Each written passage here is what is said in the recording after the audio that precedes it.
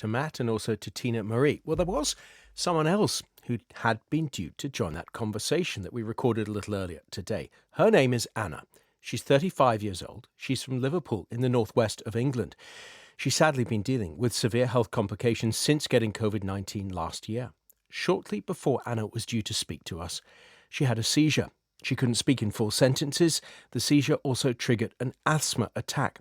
Thankfully, she is okay now, and she managed to get some help from her dad. She took the time to send us this audio message sharing her story and her thoughts on the easing of restrictions in England. Just to say in the message, Anna mentions resus. That's the resuscitation area of a hospital in the accident and emergency unit where the most seriously ill or injured patients are taken. She started by telling us about when she first got COVID. I developed symptoms of COVID-19 during the first wave back in March 2020. I've had moderate asthma since I was 8 years old. I always knew I'd be at risk of complications if I caught COVID, but I really had no idea it would be this bad. On the 19th of March, I woke up with a cough, a temperature of 39.4. At lunchtime, I had an asthma attack out of the blue.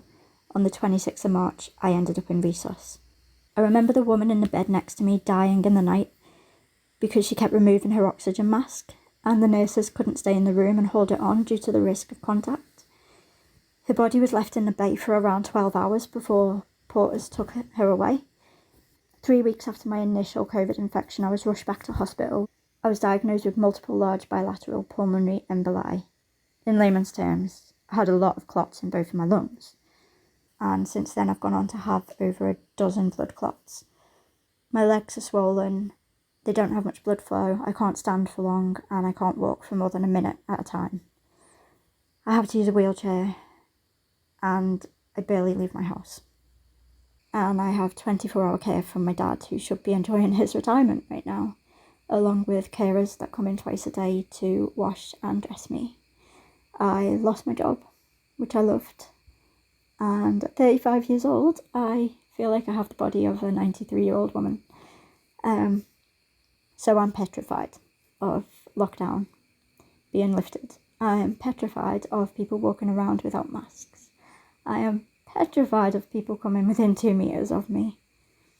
Yeah, I'm scared because I could still die if I get COVID again, even though I've been double jabbed.